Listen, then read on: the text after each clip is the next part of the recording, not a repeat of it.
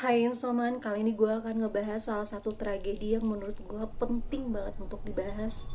Dan tragedi ini disebut juga dengan 100 Days of Hell.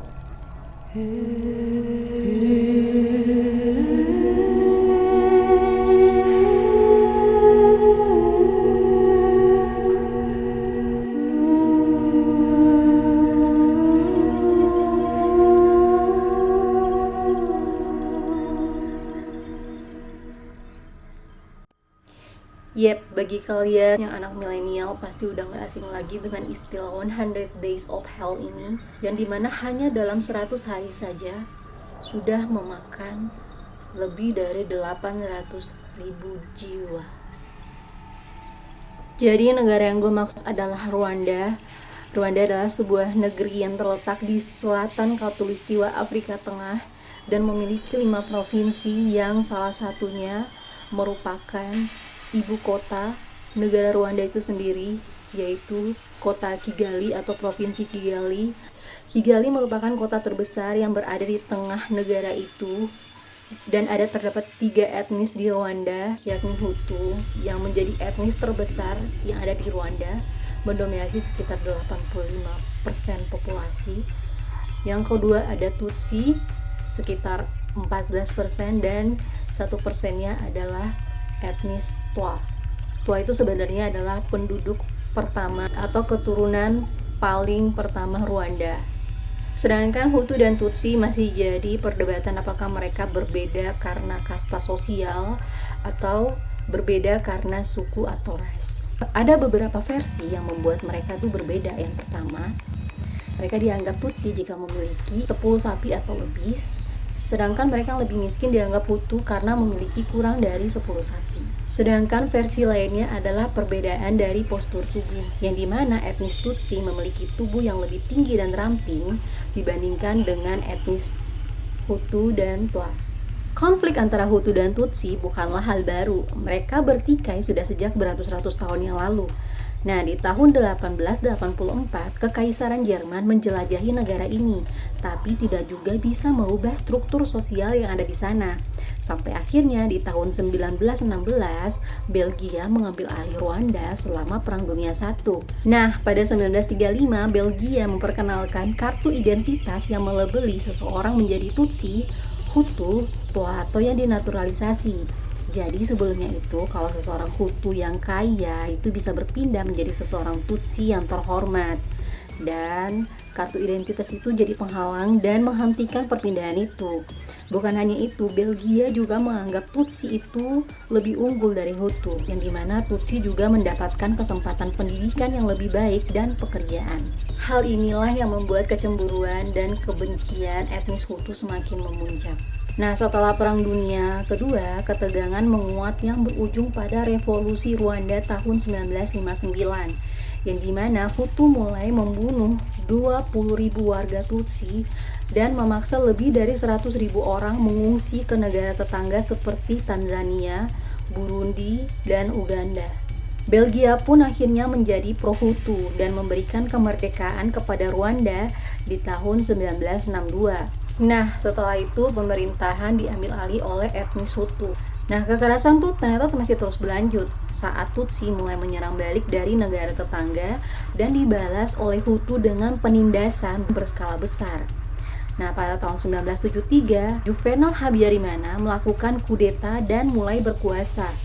Kesejahteraan ekonomi Rwanda pun meningkat. Kekerasan terhadap orang Tutsi pun jadi berkurang. Tapi di tahun 1990, etnis Twa hampir semua diusir dari hutan oleh pemerintah dan terpaksa harus menjadi pengemis. Karena sebelumnya tuh mereka tuh karena tinggalnya di hutan jadi bercocok tanam untuk memenuhi kebutuhan makan sehari-hari. Dan persaingan perebutan tanah pun terjadi saat penduduk Rwanda yang awalnya berjumlah 1,6 juta di tahun 1934 meningkat menjadi 7,1 juta di tahun 1989. Perang Saudara Rwanda pun dimulai saat pemberontak Front Patriotic Rwanda yang terdiri dari pengungsi Tutsi dan dipimpin oleh Paul Kagame mulai menyerang Rwanda Utara pada 1 Oktober 1990 dan berakhir pada 4 Agustus 1993. Perang saudara ini bisa dibilang memiliki kekuatan yang imbang, sehingga Habyarimana menyerah dan mau menandatangani perjanjian Arusha yang membagi kekuasaan dalam pemerintahan, yang dimana Hutu memegang kekuasaan pemerintahan 85%, Tutsi 14%, dan Twa 1%. Ternyata hal ini tidak diterima oleh kelompok militan yang hanya menginginkan pemerintahan satu suku, sehingga kekecewaan yang berlebihan dan mengakibatkan terbunuhnya presiden, yang dimana pesawat yang dinaiki Habyarimana dan presiden Burundi Cyprien Taryamira ditembak jatuh dan menewaskan mereka berdua. Mereka berdua itu berasal dari etnis Hutu. Beberapa jam setelah kecelakaan itu, pasukan khusus pengawal presiden bekerja sama dengan kelompok militan Rwanda, Interahamwe dan Impuzamugambi mulai menghasut untuk melakukan kekerasan terhadap etnis Tutsi. Seluruh tempat di Rwanda diblokade dan terjadilah genosida Rwanda tahun 1994 yang memakan lebih dari 800.000 jiwa, atau yang sebenarnya sekitar 1 juta jiwa khusus etnis Tutsi saja pada peristiwa tersebut. Genosida ini berlangsung selama 100 hari dan peristiwa ini disebut juga dengan 100 Days of Hell, dan korban lain yang jatuh pada peristiwa ini dari etnis Twa dan Hutu belum diketahui jumlahnya, akan tetapi kemungkinan tidak sebanyak etnis Tutsi. Setelah terjadinya pembunuhan massal ini, Front Patriotic Rwanda dan tentara pemberontaknya mengambil alih seluruh Rwanda dengan melancarkan penyerangan. Sekitar 2 juta orang Hutu melarikan diri ke Zaire yang saat ini bernama Republik Demokratik Kongo, dan pemerintahan Hutu dalam pengasingan kemudian menggunakan kemah pengungsi di negara tetangga untuk menyerang pemerintahan Front Patriotic Rwanda yang disingkat FPR. FPR melancarkan Perang Kongo pertama di tahun 1996 sampai 1997 yang kemudian berlanjut menjadi Perang Kongo kedua di tahun 1998 sampai 2003. Meskipun perang saudara telah berakhir, kehadiran etnis Hutu di Republik Demokratik Kongo menyebabkan konflik bertahun-tahun di sana yang menyebabkan kurang lebih hingga 5 juta kematian. Sumber lain juga mengatakan kelompok Tutsi di Kongo tetap aktif dan menolak untuk meletakkan senjata karena merasa komunitasnya beresiko menghadapi genosida Rwanda lanjutan. Hal yang disayangkan dari peristiwa ini adalah kurang didapatnya perhatian besar dari dunia internasional, khususnya Prancis, Inggris, dan Amerika Serikat. Kemungkinan hal ini disebabkan karena negeri ini tidak memiliki kepentingan strategis di mata internasional.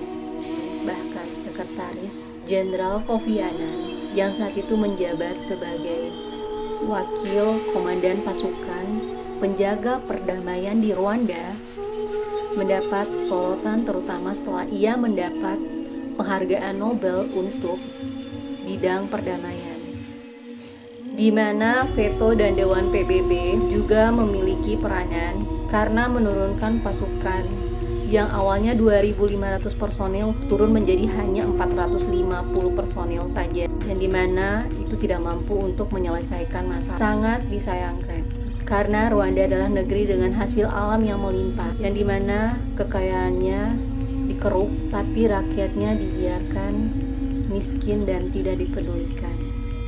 Di 2019 kemarin, rakyat Rwanda merayakan 25 tahun peristiwa genosida Rwanda. Dan walaupun saat ini kondisi Rwanda sudah jauh lebih baik perekonomiannya dibandingkan dulu, tapi peristiwa genosida itu tidak akan pernah dilupakan, khususnya untuk etnis Tutsi. Makasih buat kalian yang udah beli series ini, dan makasih banyak juga buat kalian yang udah nonton. See you on my next video. Bye.